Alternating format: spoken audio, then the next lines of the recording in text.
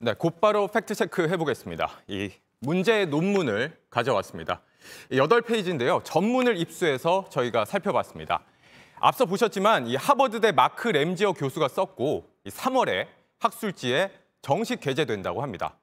이 핵심 주장은 위안부는 강제로 끌려간 게 아니라 자발적으로 계약을 맺고 따라간 매춘부였다는 겁니다. 이 결론부터 말씀을 드리면 이 논문으로 새롭게 드러나거나 확인된 내용 없습니다. 바로 따져보겠습니다. 논문의 주장 2가지로 요약할 수 있습니다. 우선은 여성들을 속여서 강제로 끌고 간 건 조선의 민간 모집업자들이지 일본군이나 정부가 아니라고 주장합니다. 물론 사실 아닙니다. 이 반박할 자료 하나 소개하죠.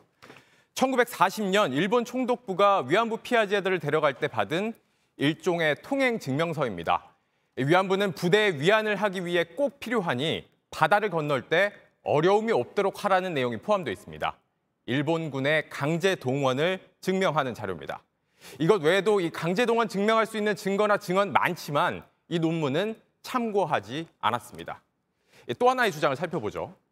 위안부 여성들 동의하에 일한 만큼 돈 줬고 또 충분한 돈을 벌면 그만둘 수도 있었다. 정상적인 계약이었다라는 주장입니다. 그렇지 않습니다. 이 논문에서 언급된 계약, 실제로 지켜지지 않았다는 증거 역시 다양합니다.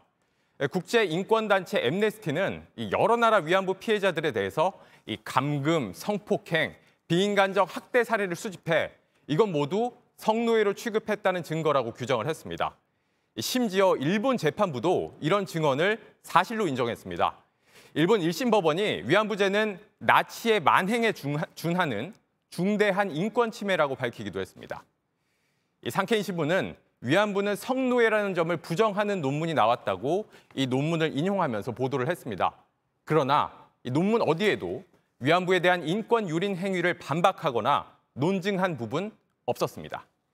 이 아베 정부 이후에 일본은 이 위안부 강제 동원을 명확히 인정하지 않고 있고 특히 국제사회에 정립된 성노예란 표현에 유독 민감합니다. 이 일본 인사들이 2007년 미국 워싱턴 포스트에 이 위안부는 성노예가 아니라고 주장하는 광고까지 실었지만 물론 국제사회의 평가를 바꾸지 못했습니다. 이번에 성노예를 부정하는 미국 하버드대 교수의 논문이 나왔다고 보도하는 것도 같은 의도라고 볼 수 있습니다. 저희 팩트체크팀은 램지어 교수에게 정식 인터뷰를 요청했지만 자신의 입장은 논문에 담겨 있다면서 거부했습니다. 팩트체크였습니다.